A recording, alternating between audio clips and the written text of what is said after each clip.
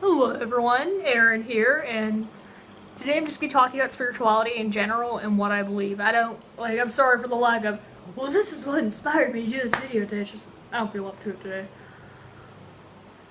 But yeah, let's begin. I usually get a lot of questions on, do you believe in gods and goddesses? Do you believe in heaven or hell?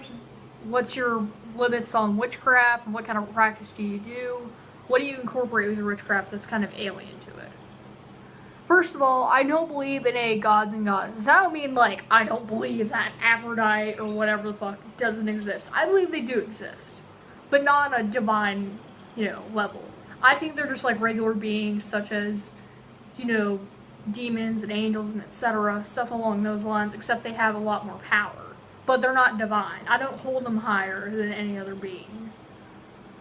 Now, I usually don't communicate with gods or goddesses, quote, quote, because it's honestly just not my thing. I don't like summoning the power of something that isn't me, unless it's like I'm putting you in my room to protect me. Like, I did a dragon protection spell this morning because there was a really kind of shitty energy in my room. I was like, hey, fuck it, let's do it.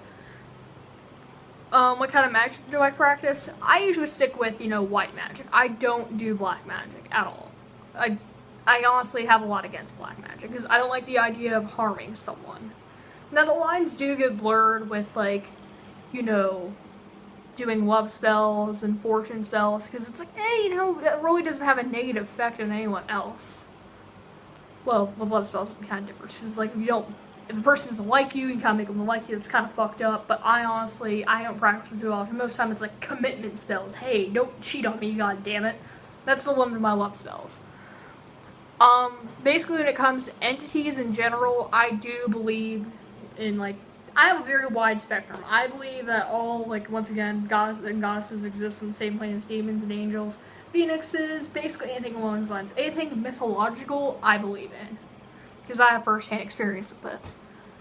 When it comes to reincarnation, I don't believe in reincarnation where it's like, oh, you're a good person, you get sent to this awesome realm. It's like, no, I believe in reincarnation being extremely sporadic. Like, it doesn't, be like, oh, you're a good person, here, you can be a fucking millionaire this time around, no. I believe in reincarnation where it's like, oh, you may have been a great person now, but guess what, you're sea coral now, too bad.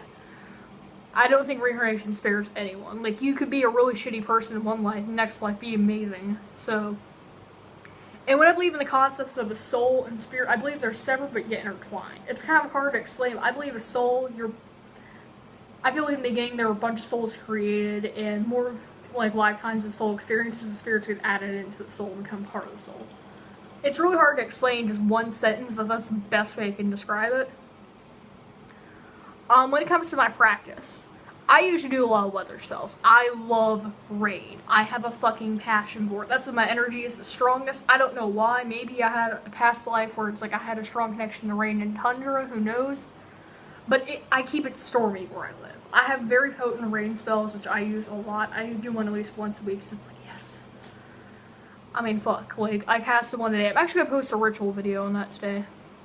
I love rain. I'm just gonna accentuate that fact. Stuff I incorporate that isn't necessarily Wiccan, but I put into my religion. I am a devout Therian. I'm very Therian. I do meditation, my theory type, which is Avi, a horned owl.